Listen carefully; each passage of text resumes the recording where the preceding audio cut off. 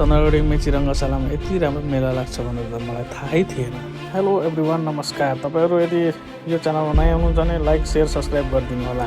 Jhapa expo 2082 यही मिति 2082 माघ 7 गतेदेखि माघ 21 गतेसम्म तपाईँहरूकै नजिक मेची रङ्गशालामा लागिरहेको झापा औद्योगिक व्यापार कृषि तथा पर्यटक महोत्सव 2082 सबैजना आउनुहोला र रमाइलो गर्नुहोला हामी तपाईँहरूकै नजिक मेची रङ्गशालामा।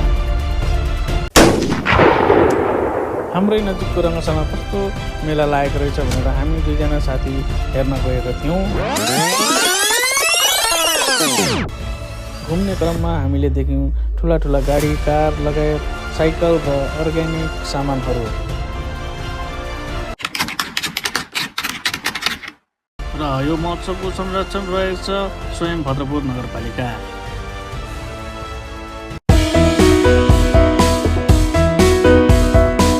र यहाँ आएपछि हामीले देख्यौँ बाँसबाट के बन्न सक्दो रहेछ। ल बाँसबाट हेर्नुहोस्, बाँसको फेद जराबाट पनि मूर्तिहरू यस्तो दामी दामी बन्दो रहेछ, यो त हामीले सोचेकै थिएनौँ।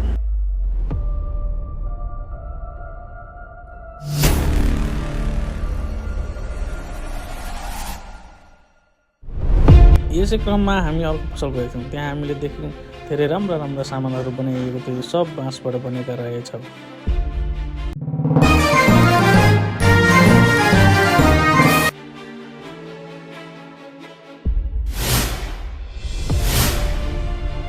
यसै क्रममा हामीले यतापट्टि देख्यौँ सुनमाईको मिठो पानी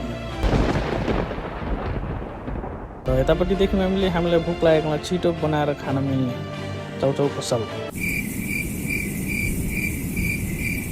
यता पारिपट्टि देख्यौँ हामीले रोटेपिङ र नाउका अनि फुडका स्टलहरू। तपाईँहरूले रोजेको र खोजेको मिठो र राम्रो स्वादिष्ट खाजाहरू पाइने ठाउँ। मलाई त एकदम राम्रो लाग्यो, हजुरहरू पनि आउनुहोला है। घुम्दै हामी फेरि आयौँ यही बाँसको सामग्री बनाइने ठाउँमा।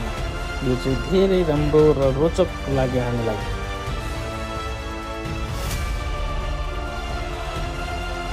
घुम्दै जाँदा हामीले ग्राउन्डको एकापट्टि देख्यौँ ठुलो स्टेज र त्यहाँ चाहिँ राष्ट्रिय कलाकारहरूदेखि लिएर विभिन्न स्थानीय कलाकारहरूको प्रदर्शन हेर्न पाइन्छ। सबैजना आउनुहोस्। यदि हजुरलाई यो भिडियो मन परे सब्सक्राइब गरिदिनु होला। Thank you.